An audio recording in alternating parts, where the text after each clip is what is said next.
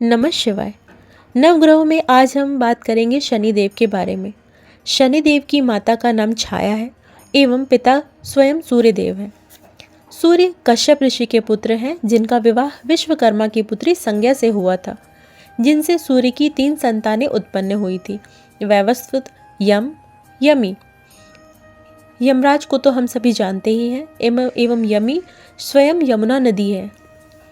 विवाह के कुछ वर्षों के उपरांत संज्ञा को सूर्य की प्रचंडता, ताप, ऊष्मा जो पहले आनंदित एवं रोमांचित करती थी, अब पीड़ा पहुंचाने लगी। वो ताप सहन करने में खुद को असहज महसूस करने लगी। तब उन्होंने सूर्य से दूर वास करने का मन बनाया और सूर्य देव से कहा कि वो अपने मायके जाना चाहती हैं, उन्हें आज्ञा प्रदान करें। पर वो अपने मायके ना जाकर अरण्य वन की ओर चली गई। वन में जाकर उन्हें शांति और शीतलता चाहिए थी, ताकि वो सूर्य के ताप से दूर रहें। इसलिए वो तपस्यारत होने का विचार किया, ताकि खुद को सिद्ध कर सके और सूर्य के समान हो पावे। तपस्या के लिए उन्हें एकांत चाहिए था, पर ज़्यादा समय बीतता तो सबको ये पता चल जाता कि संज्ञा अपने मायके नहीं गई है। इसलिए उन्होंने अपनी छाया में ही प्राण संचार करके सूर्य महल भेजने का निर्णय लिया। छाया बिल्कुल संज्ञा की ही थी, इसलिए किसी को संदेह भी नहीं हुआ। अपने से जुड़ी हर बात बताकर तथा उनके आने तक सूर्य एवं अपने बच्चों का ध्यान रखने की सीख देकर संज्ञा अरण्य में ही तपस्यारत होकर रहने लगी और छाया ने संज्ञा का स्थान लिया। संज्ञा और सूर्य के बालक भी ये भेद नहीं जान पाए कि संज्ञा के स्थान पर छाया है। काफ़ी समय बीत जाने के बाद नारद ऋषि सूर्य महल आए।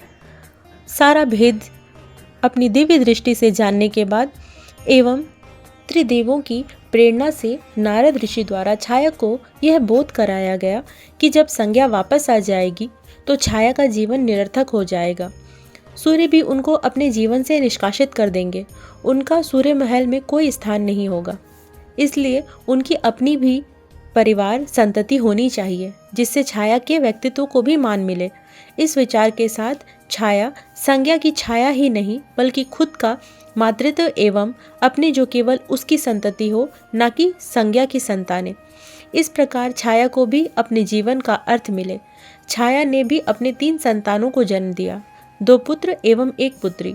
सूर्य पुत्र होकर भी जन्म से ही पहला पुत्र काला दुबला पतला हुआ, जिसका नामकरण समारोह में देवताओं द्वारा, त्रिदेवों द्वारा शनैश्चर नाम प्रादुर्भाव किया गया। त्रिदेवों ने यह आशीर्वाद भी दिया कि ये बालक सबको कर्म फल देंगे, धीमी गति से चलेंगे, न्याय के प्रतीक बनेंगे। दूसरा पुत्र सावर्णी एवं पुत्री तप्ती, जिसे हम आज तप्ती नदी के नाम से भी जानते हैं।